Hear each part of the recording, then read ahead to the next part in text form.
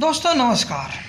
राहुल गांधी हार जीत से कहीं ऊपर 2024 का लोकसभा इलेक्शन संवैधानिक मूल्यों के लिए लड़ रहे हैं।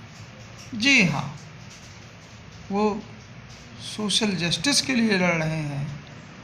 90% लोगों के लिए लड़ रहे हैं जो बहुत कहीं पीछे छूट गए हैं, जिसके लोग ज़्यादातर हिस्टोरिकल जस्टिसेस में सदियों से पीछे भी रहे हैं। ज़्यादातर संख्या में जो भी संघर्ष उनका है वो जो क्रोनी कैपिटलिज्म के ख़िलाफ़ है, जो रिसोर्सेज चंद हाथों में है उनके खिलाफ है।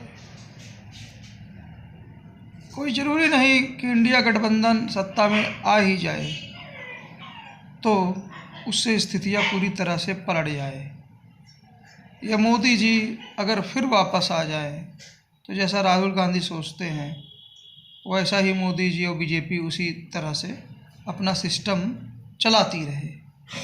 पर जो सबसे ज़्यादा ज़रूरी है वो है विचारधारा। जी हाँ, संवैधानिक मूल्यों के लिए खड़ा होना हार जीत से कहीं ऊपर। तो इस लिहाज से जो भी संघर्ष आज तक राहुल गांधी ने किया है पिछले 10 सालों में, और जब बहुत लोग दबाव में थे, इधर उधर भटक जाते थे कुछ भी, लेकिन वो आदमी ब्लेड पे हमेशा रहा, तो अब उसे इलेक्शन विचारधारा के लिए लड़ना है और संवैधानिक मूल्यों के लिए। तो जी हाँ, अब जगह जो है उस लड़ाई की और कहीं नहीं, सिर्फ और सिर्फ सीधे उनके जो मेन अपोनेंट है, जी हाँ, प्राइम मिनिस्टर मोदी जी के खिलाफ ही उनको लड़ना चाहिए इलेक्शन। राहुल गांधी को इलेक्शन अगर कहीं लड़ना चाहिए तो वो बनारस से लड़ना चाहिए। कोई ज़रूरी नहीं कितनी बड़ी हार हो, कितनी बड़ी जीत हो, लेकिन ज़रूरी ये है कि विचारधारा के नाम पर, और मोदी जी जो उनकी सीट है उस पे राहुल गांधी कितने वोट और कितना जनमत और क्या एजेंडा और क्या चीज़ें रखते हैं।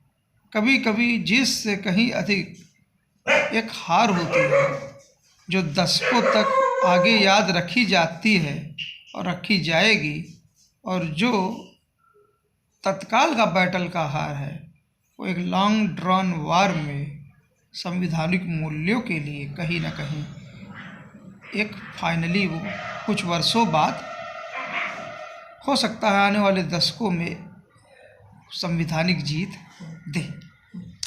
अब आते हैं दूसरी सीटों पर। तो जी हाँ, दूसरी सीटों पर अमेठी में जो लेडी महिला मंत्री हैं हमारी माननीय स्मृति ईरानी जी, तो उनके सामने अगर सबसे सही कॉम्बिनेशन बैठता है मतलब फाइट का, तो वो बैठता है प्रियंका गांधी जी का। और उन्हें और दोनों की ये फाइट बहुत ही रोमांचक रहेगी, और आइडियोलॉजिकल इत्यादि तो जो शो है रोमांचक और सब कुछ, मीडिया एंटरटेनमेंट तो सब कुछ, लेकिन कहीं ना कहीं जो जिसमें माहिर है तो दूसरा भी उसको उसी भाषा में, उसी लैंग्वेज में दबाव दे सकता है। और रही बात रायबरेली की, तो रायबरेली में अब ये डिसाइड करना है कि वहाँ पर कांग्रेस के प्रेसिडेंट मल्लिकार्जुन खड़गे साहब सोनिया गांधी जी की जो ऐतिहासिक सीट है उसको रिप्रेजेंट करते हैं, या फिर वरुण गांधी। उम्मीद है ये एपिसोड आप लोगों को पसंद आया होगा। दीपक शर्मा शो पर उमाकांत लखेरा जी को सुनते रहिए, वहीं विनोद अग्निहोत्री जी को भी। जय हिंद, जय भारत। Thank you sir.